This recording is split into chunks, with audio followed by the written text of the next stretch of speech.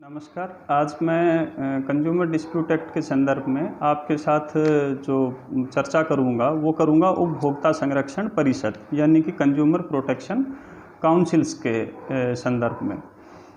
देखिए, जो consumer dispute जो एक्ट हैं, चाहे वो 1986 का हो या फिर 2019 का 2019 का, इसमें कुछ एक काउंसिल्स की बात की गई है, उपभोक्ता संरक्षण परिषदों की बात की गई है, कंज्यूमर प्रोटेक्शन काउंसिल्स की बात की गई है। रिड्रेसल सिस्टम भी हम पढ़ेंगे, जिसमें राष्ट्रीय आयोग, राज्य आयोग और जिला आयोग, नेशनल कमीशन, स्टेट कमीशन और डिस्ट्रिक्ट कमीशन के संदर्भ के अंदर भी हम बात करेंगे।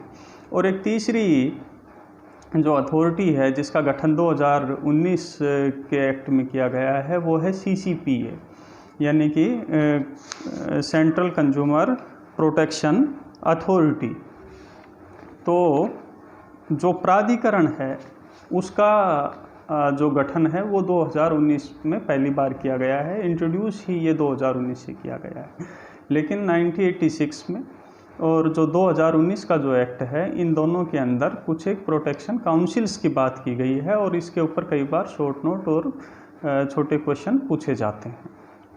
तो जो कंज्यूमर प्रोटेक्शन जो काउंसिल्स हैं, वो देखिए, जो 2019 का जो एक्ट है उसमें 3 काउंसिल्स की बात की गई है, जिसमें सेंट्रल कंज्यूमर प्रोटेक्शन काउंसिल, जिसको आप सेंट्रल काउंसिल कह सकते हैं, उसकी बात है।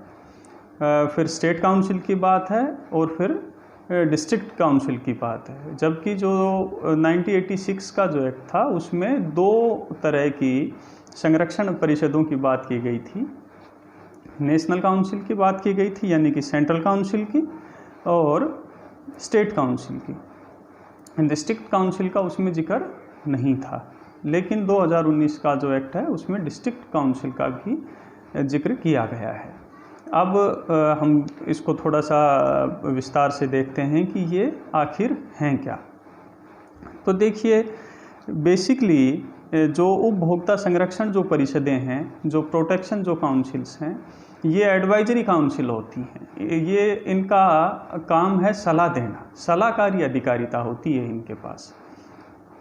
तो जो एडवाइजरी जो काउंसिल्स हैं, इन का गठन किस तरह से किया जाएगा, कौन इनके मेंबर होंगे, कौन इनके अध्यक्ष होंगे, किस तरह इनकी मीटिंग्स होंगी और इनका ऑब्जेक्ट क्या है, इसके संदर्भ के अंदर यदि हम बात करें तो जो सबसे पहले आती है सेंट्रल कंज्यूमर प्रोटेक्शन काउंसिल, और इसको आप सेंट्रल काउंसिल के नाम से जानते हैं। हम सब इसको सेंट्रल काउंसिल के नाम से जानते हैं। केंद्रीय उपभोक्ता संरक्षण परिषद को केंद्रीय उपभोक्ता संरक्षण परिषद को हम केंद्रीय परिषद के नाम से भी जानते हैं।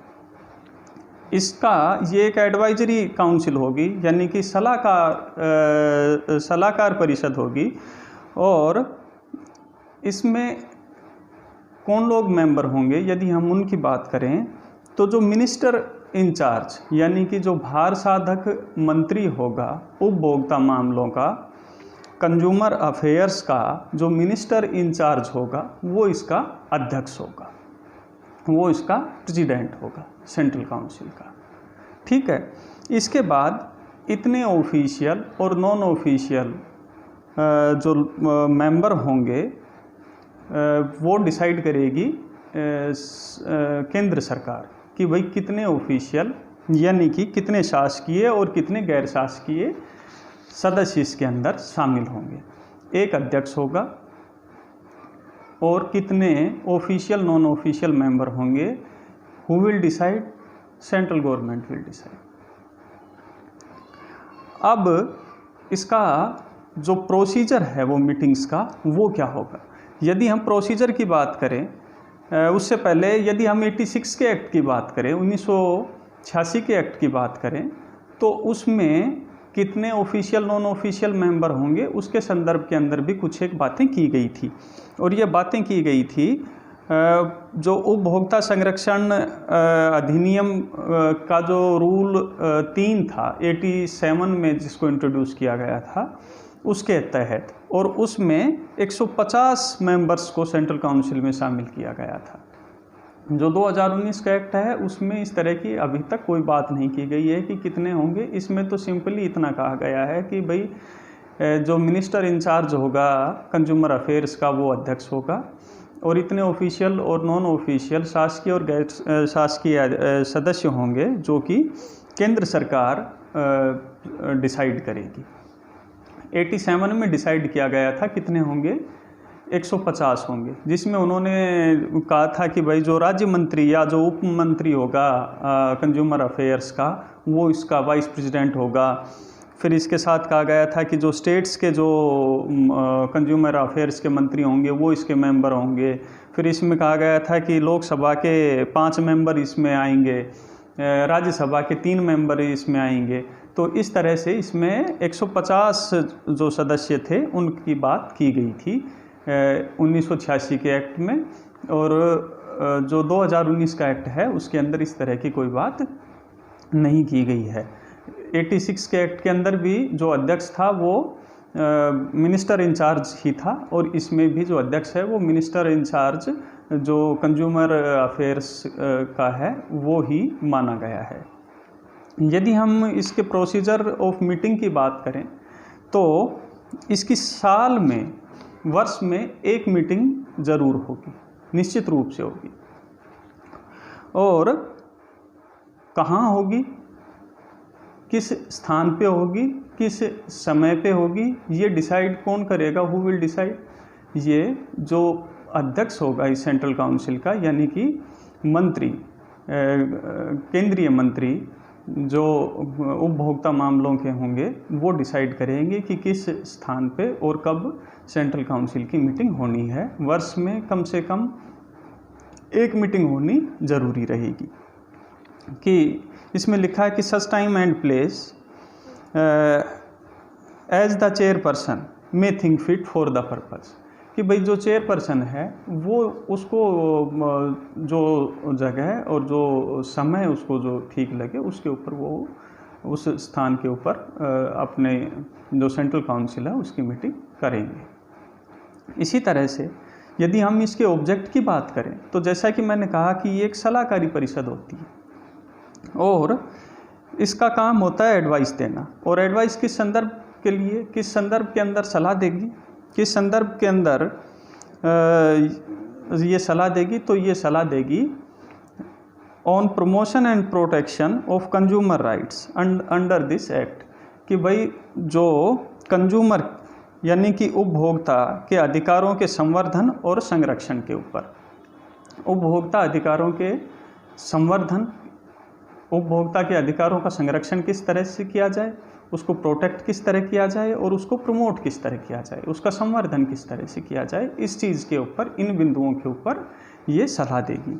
जहाँ तक अब बात आती है कि भाई उपभोक्ता के जो अधिकार हैं वो क्या हैं, तो मैंने आपसे निवेदन किया था कि भाई उपभोक्ता के जो अधिकार जो माने गए हैं वो मुख्य रूप से 6 माने गए हैं, 6 राइट माने गए हैं, जिसमें सुरक्षा का अधिकार था, सूचना का अधिकार था, चयन का अधिकार था, सुनवाई का अधिकार था और क्षतिपूर्ति प्राप्त करने का अधिकार के साथ साथ उपभोक्ता शिक्षा का अधिकार था।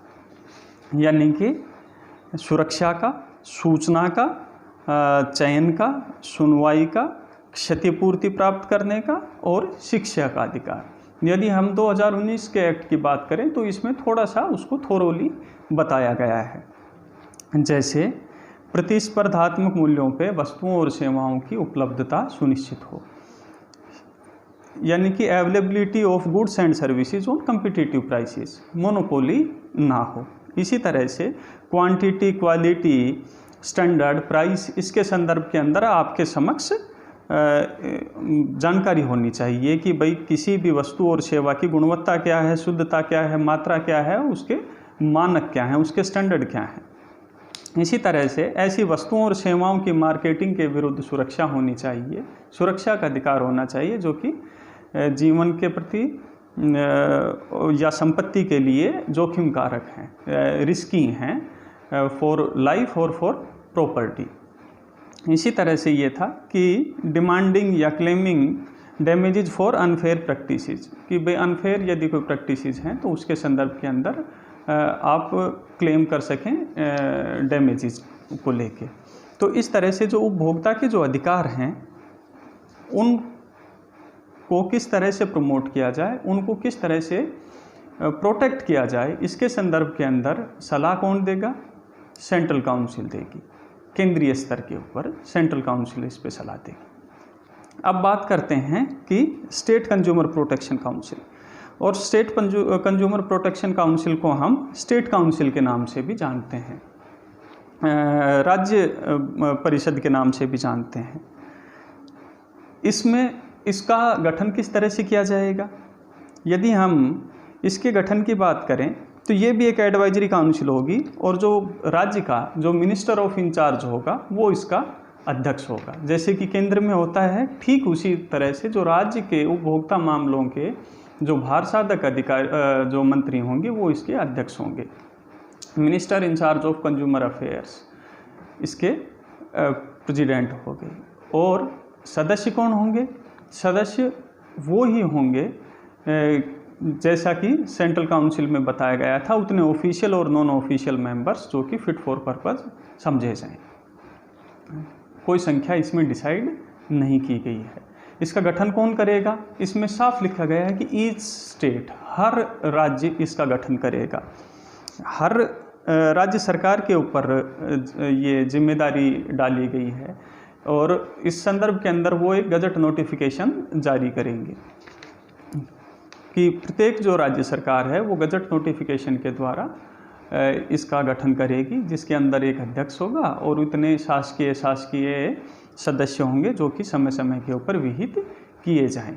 अध्यक्ष कौन होगा? राज्य के उपभोक्ता मामलों के भारसाधक मंत्री महोदय, यानी कि minister incharge of consumer affairs, और इतने ऑफिशियल नॉन ऑफिशियल मेंबर जो कि समय समय के ऊपर डिसाइड किए जाएं। अब इसकी यदि हम मीटिंग्स की बात करें तो जैसे सेंट्रल काउंसिल की मीटिंग कितनी होनी चाहिए वर्ष में? एक जरूरी। लेकिन राज्य जो काउंसिल है उसकी कितनी मीटिंग जरूरी है? कम से कम मिनिमम दो मीटिंग होनी चाहिए ही चाहिए। कहाँ पे होंगी, किस स्थान पे होंगी और किस समय पे होंगी? एज इट इज है, जैसा कि सेंट्रल काउंसिल के संदर्भ में कहा गया है कि जो कि मिनिस्टर इंचार्ज जो कि इसका अध्यक्ष है वो फिट फॉर द पर्पज समझे उसी स्थान पे और उसी समय के ऊपर वो मीटिंग बुला सकता है अपनी स्टेट काउंसिल की। तो ऐसे समय और ऐसे स्थान के ऊपर ये मीटिंग होंगी, ये जो बैठक होंगी वो ऐसे समय और ऐसे स्थान पे होंगी जो कि अध्यक्ष इस संदर्भ के अंदर ठीक और उचित समझता है।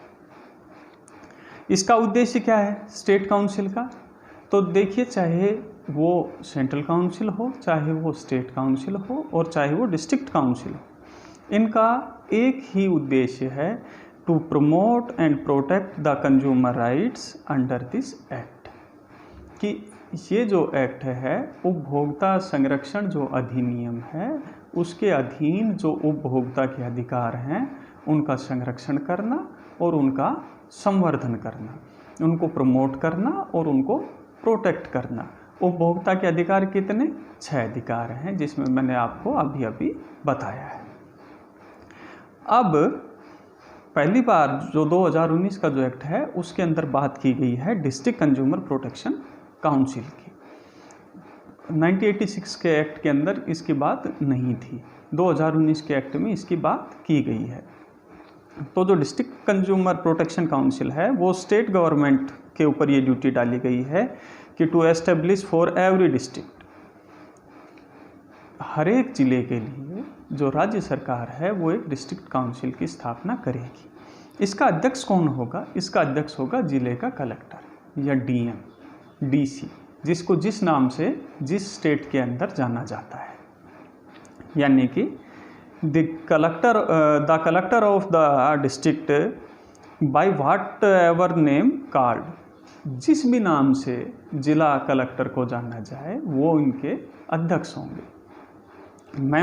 मेंबर्स उतना ही एज इट इज प्रोविज़न है जैसा कि सेंट्रल काउंसिल और स्टेट काउंसिल में है कि such number of other official and non official members representing such interest as may be prescribe, कि भाई इतने शासकीय और गैर शासकीय सदस्य जो कि हितों का प्रतिनिधित्व करते हों जो समय समय के ऊपर विहित किए जाएं, जो अलग अलग जो हितबद्ध जो ग्रुप्स हैं उनको समुचित प्रतिनिधित्व मिले, उनको रिप्रेजेंटेशन उनका समुचित हो, उनका उचित हो, इतने ऑफिशियल और नॉन ऑफिशियल मेंबर्स इसमें शामिल किए जाएंगे। इसमें इसकी कितनी मीटिंग्स होंगी? इसकी भी साल में कम से कम न्यूनतम 2 मीटिंग्स होंगी। सेंट्रल काउंसिल की 1, स्टेट काउंसिल की 2, डिस्ट्रिक्ट काउंसिल की भी 2 मीटिंग्स होंगी। कहाँ होंगी? एज इट इज़ है जैसे कि सेंट्रल काउंसिल स्टेट काउंसिल में डिसाइड किया गया, ऐसा ही डिसाइड किया गया है डिस्ट्रिक्ट काउंसिल के संदर्भ में कि ऐसे समय और ऐसे स्थान के ऊपर होंगी जो कि चेयरपर्सन को उचित लगता हो, जो कि चेयरपर्सन है वो अध्यक्ष जिस संदर्भ में ठीक समझे, और ऐसी प्रक्रिया का पालन होगा जो कि समय समय के ऊपर जो कि डिसाइड किया जा सके। यानी कि such time and place within the district as the chairperson may think fit. तो चाहे वो सेंट्रल काउंसिल हो, चाहे वो स्टेट काउंसिल हो, चाहे वो डिस्ट्रिक्ट काउंसिल हो, अध्यक्ष को कुछ विशेष एक तरह से अधिकार दिए गए हैं कि भाई आप डिसाइड कर सकते हैं समय को, आप डिसाइड कर सकते हैं स्थान को। इनके ऑब्जेक्ट, इसका डिस्ट्रिक्ट काउंसिल का ऑब्जेक्ट, इसका भी ऑब्जेक्ट वही है कि to promote and protect the consumer rights as may be prescribed in this act, कि जो भी उपभोक्ता के जो अधिकार हैं जो इस एक्ट के अंदर दिए गए हैं उनका संवर्धन करना और उनका संरक्षण करना। तो चाहे वो राष्ट्रीय आयोग हो, चाहे वो राज्य आयोग हो, चाहे वो राष्ट्रीय परिषद हो, चाहे वो राज्य परिषद हो, या फिर चाहे वो जिला परिषद हो, इनकी एडवाइजरी अधिकारिता होती है, सलाहकारी अधिकारिता होती है, समय समय के ऊपर सलाह देते हैं। सलाह किस संदर्भ में देते हैं? उपभोक्ता के अधिकारों को किस तरह से प्रोटेक्ट किया जाए, किस तरह से उनको प्रमोट किया जाए। उपभोक्ता के अधिकार 6 बताए गए हैं, 1986 में भी 6 बताए गए थे, 2019 के अंदर भी उनको एलोकेट करते हुए 6 ही हैं, 6 राइट्स हैं, और उन 6 राइट्स के अंदर सब कुछ इंक्लूड अपने आप हो जाता है। तो आप जो ये जागो ग्राहक जागो कैंपेन और ये जो सब कुछ हम देखते हैं, ये इसमें नीचे लिखा आता है ना कि केंद्रीय उपभोक्ता संरक्षण परिषद के द्वारा जनहित में जारी, इस तरह से लिखा आता है। तो ये उपभोक्ता शिक्षा को बढ़ावा देने की बात एक तरह से रहती है। कौन कर रहा है? उसमें साफ लिखा हुआ है कि भाई केंद्रीय उपभोक्ता, इसी तरह से राज्य स्तर के ऊपर राज्य उपभोक्ता संरक्षण परिषद लिखा हुआ आता है। तो जो छोटा जो क्वेश्चन आता है, जो शॉर्ट नोट टाइप का जो क्वेश्चन आता है, या जो 100 शब्दों का या इस तरह का जो क्वेश्चन आता है, उसमें इस संदर्भ के अंदर बातचीत की गई है, और मुझे उम्मीद है कि आप इसको पूरा करेंगे। अब मैं फिर नेक्स्ट उसमें आपके साथ बात करूंगा कि जो रिड्रेसल के जो कमीशंस हैं वो, और जो महत्वपूर्ण जो चेंज जो किया गया 2019 में CCPA के संदर्भ के अंदर हम बात करेंगे। तब तक के लिए धन्यवाद।